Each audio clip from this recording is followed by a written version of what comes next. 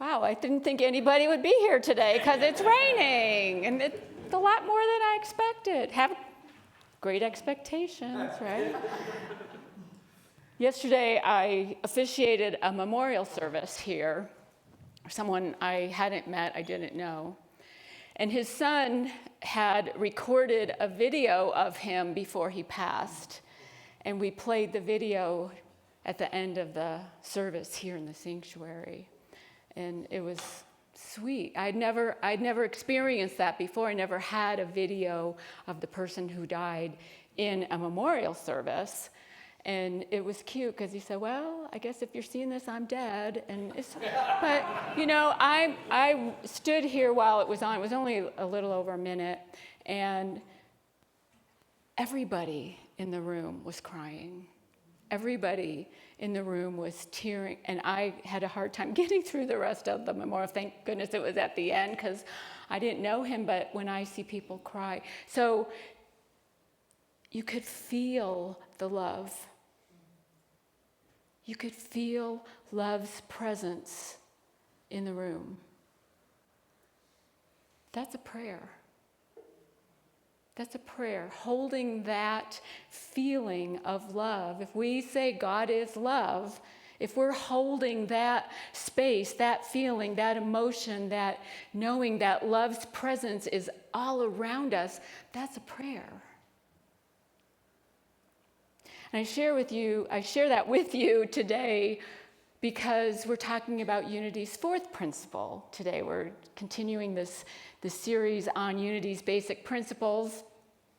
The first one is God is. There's only one power, one presence. There's only one power. Where do we sometimes give power to something outside of that? There's only one power, and it's good, and it's goodness, and it's spirit. And then the second principle, and first principle still, it's all that. We are one. Second principle, and we are that. We are that. If all there is God, all there is spirit, all there is goodness and love, then we have to be that because we're here. We are that. Whether we're aware of it as just a divine spark or we're aware of it as a blazing campfire, we are that. And then the third principle is our thoughts, our beliefs, our emotions change how we experience life. No matter what we're thinking, it's going to have a ripple effect on how we experience our life. So then the fourth principle has to build on all of these, is we align to that part of ourselves with prayer and meditation. And so if we are connecting to or aligning with that one power that we are, that we have all the answers already within us, we just have to get in alignment with them, then that's how we do that, with prayer, with meditation, with consciously aligning with that. Anytime we consciously connect with, or connect even sounds like we're separate, we're not. Align with that part of ourselves that is divine, that part of ourselves that is spiritual, that part of ourselves that is pure love. That's prayer. It can use words, and words are powerful. Anyone who's ever been hurt by something someone said knows the power of those words. Anyone who's ever been lifted up by somebody's words knows the power of those words and how words stay with us. So words are powerful. But words in prayer are there to get us in the right mindset, to get us in the right feeling tone, to get us to the right vibrational frequency so that we can align with that and know our power, which is within us, not somewhere outside of us. In Unity, we teach, and I believe this, that we don't pray to a God outside of us. We don't pray, we don't beg, we don't beseech.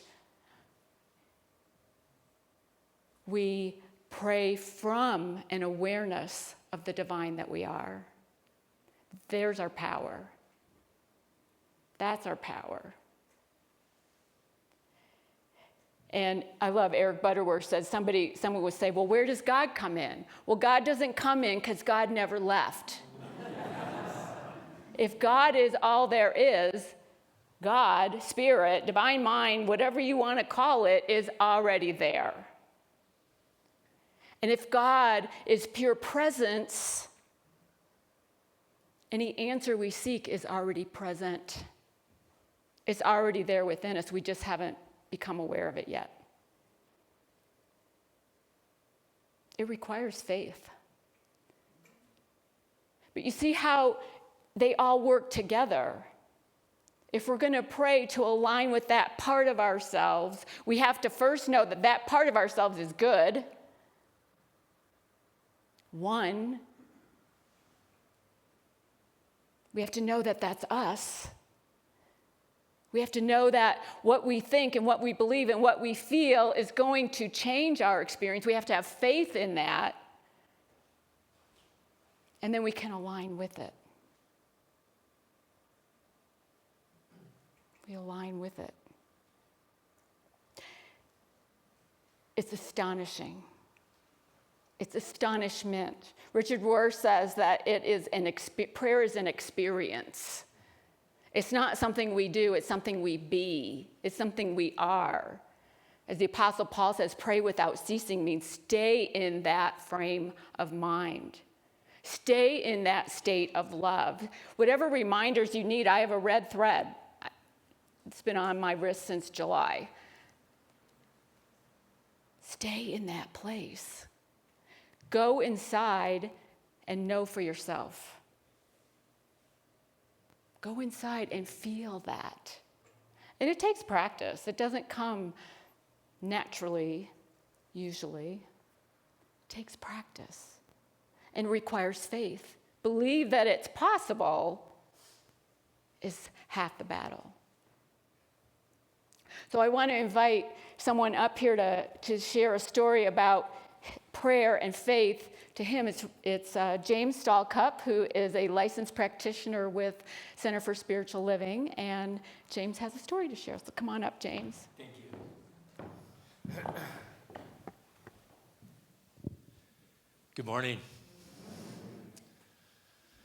So some 20 years ago, I was working with a prayer practitioner and taking a class at Mile High Church. And at the beginning of 1 week, I met with this practitioner, and she was working with me about hating myself and distrusting faith. And at the end of the session, she prayed me out, and it was this rock star prayer. At one point, I started crying, and a little door opened up inside of me. And I didn't quite know what the door was, but I knew it was associated with hating myself and distrusting faith. Later on that week, I was in the class, and it's the foundations class, the first class in the 6-class curriculum for living curriculum they have there at Mile High Church. And I was sitting in class, and Reverend Cynthia James was talking about faith. And this Charlie Brown teacher thing, rah, rah, rah, rah, rah, rah, rah, faith. Rah, rah, rah, rah, faith. I was so checked out. And I got my courage up, and I raised my hand, and I said, I think I'm having a crisis in faith. And Reverend Cynthia walked off the stage and walks down the aisle right next to me. And she says, would you please stand up? And I kind of freak out. I'm looking around and I say, okay. And I stand up and she says, may I please hold your hands? once again, okay. And I'm holding her hands, and like I'm a foot taller than she is, and I look down, and there is this beam of light, of presence and power, and her energy field filled up the room. And she looked me right in the eyes, and she said, I'll hold faith for you as you walk towards it.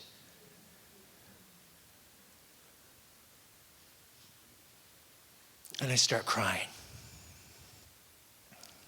And something crumbles inside of me. And she hugs me, and I sit back down, and I kind of bow my head down, and I realize what crumbled was me hating myself. What crumbled was me distrusting faith.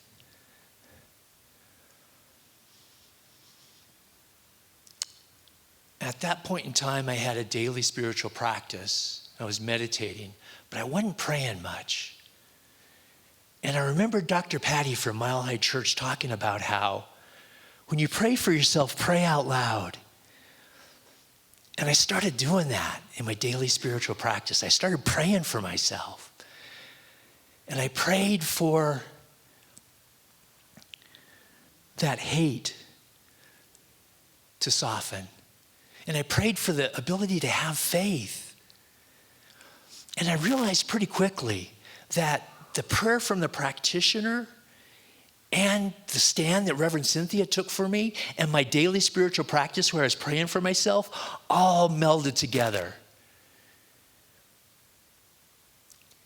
And what started happening was I started falling in love with myself. And I started noticing that faith came from inside of me. It didn't have anything to do with that childhood experience in religion that was outside of me. And those seeds that I planted and Reverend Cynthia planted and that practitioner planted started blooming, started flowering, and I started loving myself. And I started having faith. Thank you.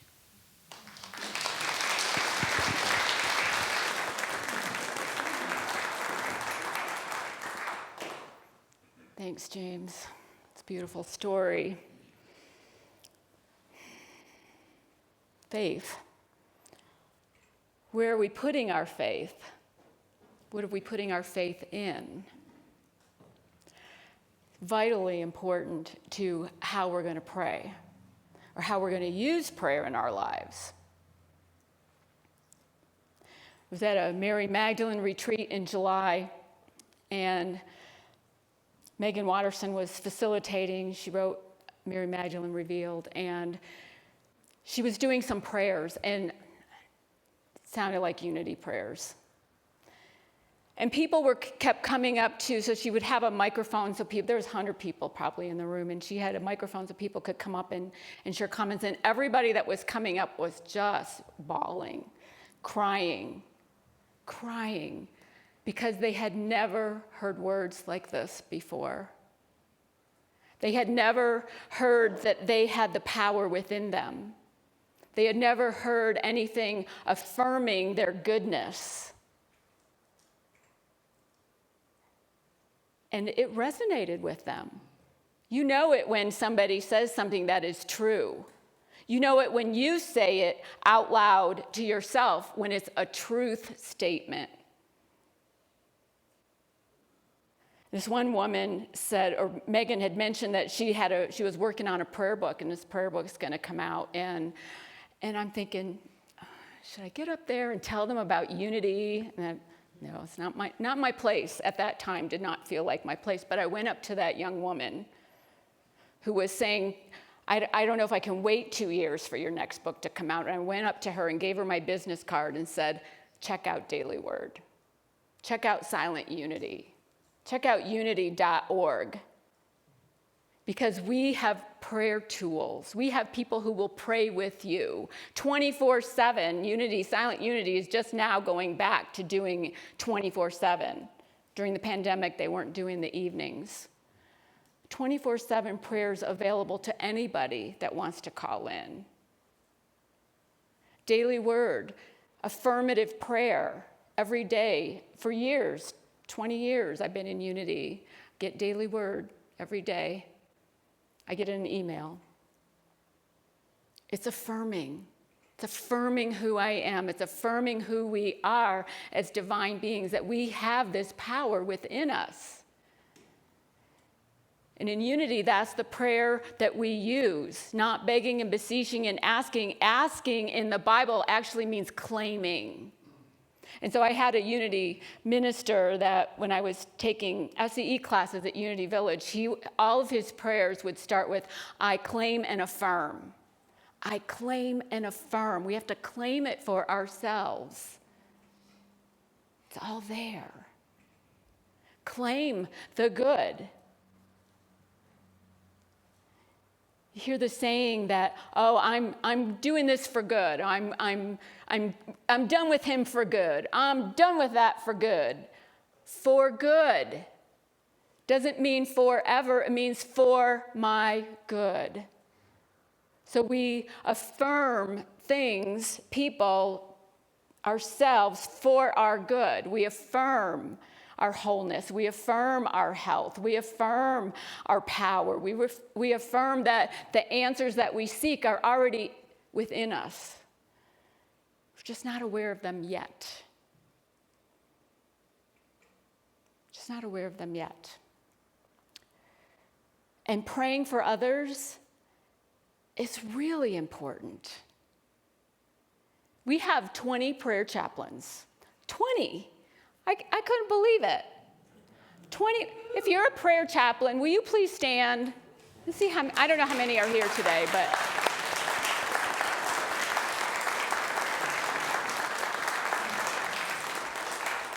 They pray with this community. They hold sacred space. They pray without ceasing for this community, holding this community in love, holding this community in prosperity, holding this community in goodness and blessings, and they're amazing.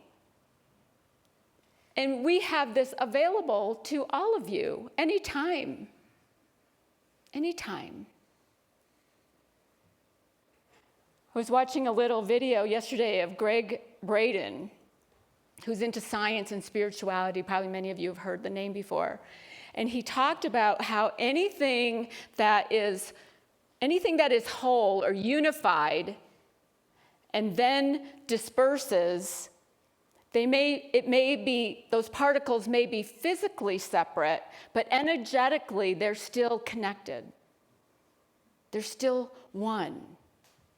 And so they say that with the Big Bang, that's what happened. We were all together. We were all unified. We were all one. And then the Big Bang and all these particles were separated. But energetically, we're still one. We're still one. That's why when we pray for someone, it works. We can hold them. And when somebody says, will you pray with me? They don't want you to get into the worry that they're in. They want you to see the good in them. They want to see the strength in them. They want you to see the God in them, the power in them. And so if we're not in that place, when we go to pray with someone, we need to get ourselves there first. We need to lift ourselves up. And our prayer chaplains are very well trained and know how to do this really well, really well. They can pray with you after service, anytime, sending emails.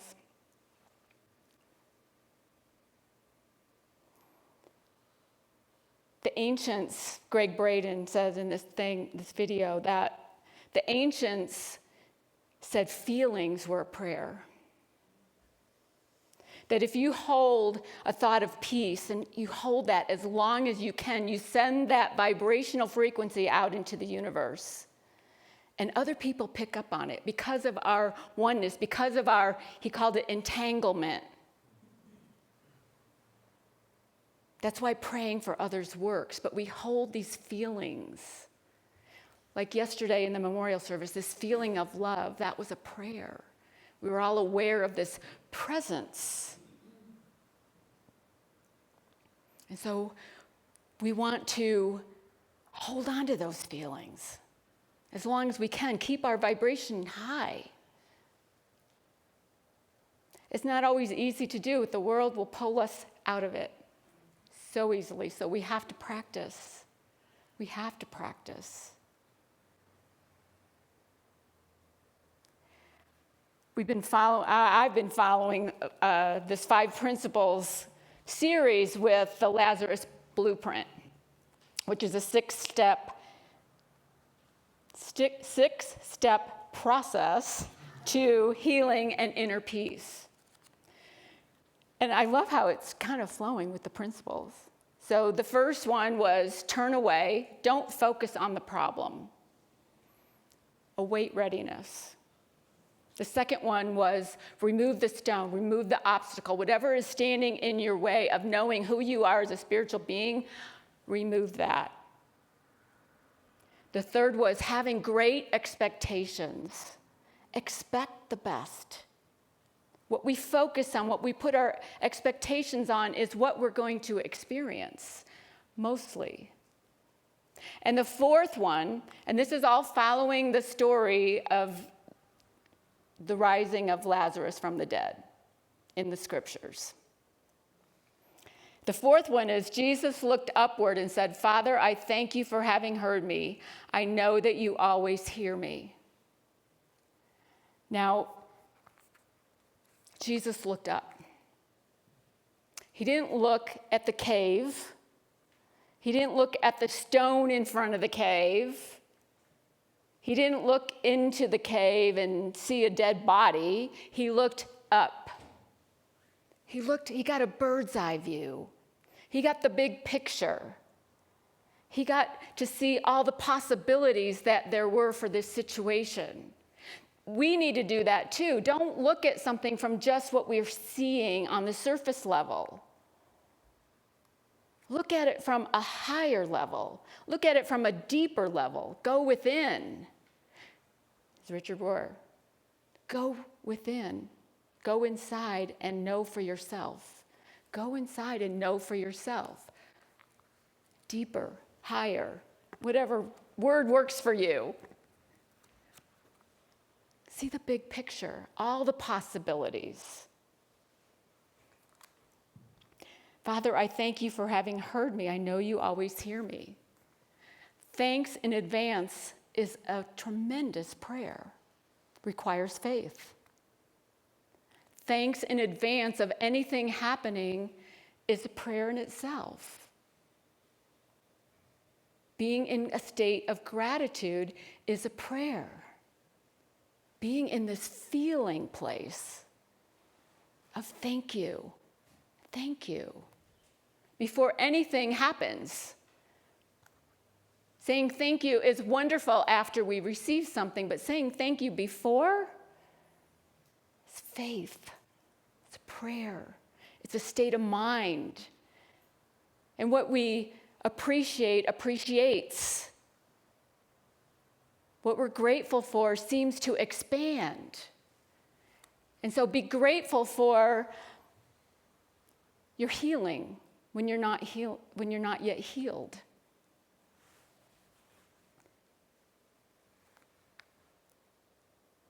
Upfront thanks.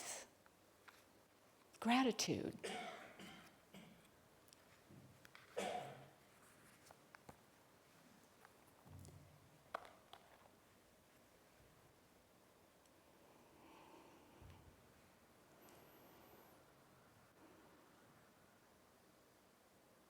It's a beautiful, beautiful experience when we feel it, when we know it, when we hear truth and know it to be true for us. when we can claim our power, when we can claim our goodness, claim that we are loved, we are love itself. It's a prayer. It's a prayer. And so we use prayer and meditation to align with that part of ourselves. That's how we do it. That's the tool we use. Affirmations, denials. A denial is denying that anything unlike love or anything unlike wisdom or anything unlike anything that is not in alignment with God, with Spirit, has no power over us. And so we release it. And then we fill it with the love. We fill it with the wisdom, with the joy, with the peace. We're invited to do this ceasingly, always. And be astonished when you have this experience, when you feel that love. This life is amazing. In spite of all its challenges, that all of us have human challenges. And all of us can look upward. All of us are invited to look deeper, no matter what's going on. Use that tool. Prayer, meditation, whatever works for you. Are you ready to pray? Yes. That way, affirmatively. I'm going to end with a meditation, a little prayer that Ellen Davenport has in her book, The 5 Principles. I invite you to just take these words in. In the stillness of my heart, I turn to God within. In my heart, I know my oneness with the divine. In my heart, I fear nothing, want nothing, lack nothing. In my heart, I rest in the awareness of God's unyielding presence, and I take pleasure in our communion. My soul is the divine. My higher self is my access to God, the Christ in me.